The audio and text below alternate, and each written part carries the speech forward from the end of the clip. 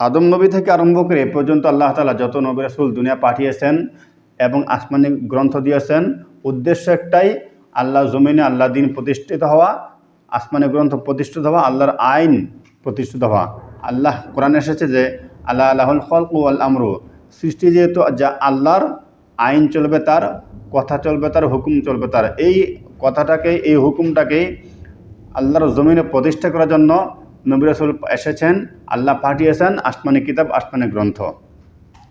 দিন প্রতিষ্ঠার জন্যই, ইকামতের দিন হওয়ার জন্যই কোরআন নাযিল করেছেন এবং আল্লাহ রাসূলকে পাঠিয়েছেন আল্লাহ তাআলা।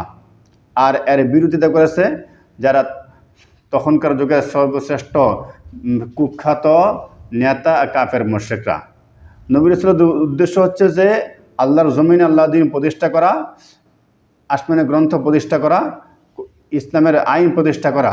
আর কাফেরদের বৈশিষ্ট্য হচ্ছে এর বিরোধিতা করা, বিভিন্ন অজুহাত পেশ করা, এর বিরুদ্ধে বিভিন্ন অজুহাত পেশ করা, বিভিন্ন কথাবার্তা বলা।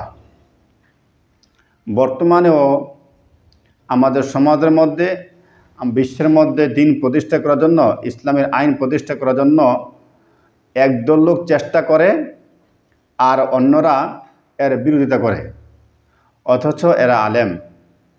এরা সমাজের মধ্যে আলেম আমরা দেখি, এরা বলে নিজেরা আলেম, কিন্তু বাস্তবে এরা আলেম নয়। যারা দিন কায়েমের প্রতিষ্ঠার বিরুদ্ধে কথা বলে, যারা দিন কায়েমের বিপক্ষে কথা বলে, বিরোধিতা করে, এরা নবীর পক্ষের লোক নয়। এরা মূলত আবু জাহেলের পক্ষের লোক, আবু লাহাবের পক্ষের লোক, উতবা সাহেবের পক্ষের লোক। বিভিন্ন কথাবার্তা বলে দিন কায়েমের জন্য, অথচ এদের মুখ থেকে সুদ, ঘুষ, হালাল, হারাম, সমাজে, দেশে, সারা বিশ্বের মধ্যে কত সমস্যা চলতেছে এই সম্পর্কে কোনো কথা নেই। দিন কায়েমের পক্ষে কথা না বলে, দিন কায়েমের দলের বিপক্ষে কথাবার্তা, এদের সব অভিযোগ।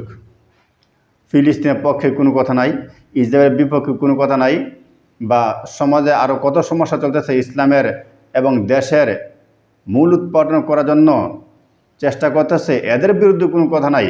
যত কথা, যত অভিযোগ সব হচ্ছে দিন কায়েম কেন করা হবে, দিন প্রতিষ্ঠা সমাজে কেন করা হবে, এদের বিরুদ্ধেই বিভিন্ন অভিযোগ, এদের বিরুদ্ধে বিভিন্ন কথাবার্তা। অথচ একটা কাজ করতে গেলেই ভুল হয়, ভুল হতেই পারে। এই ভুলগুলো ছোটো করে না দেখে, ছোটোখাটো ভুলগুলো ছোটো করে না দেখে তারা বিশাল আকারে অভিযোগ পেশ করতে চায়। যে কাজ করে না তার কোনো ভুল নেই, তার ভুল নেই, তার ভুল হয়ও না, যে কাজ করবে না। কিন্তু যে কাজ করতে যাবে তারই ভুল হতে পারে, ভুল হওয়াটাই স্বাভাবিক।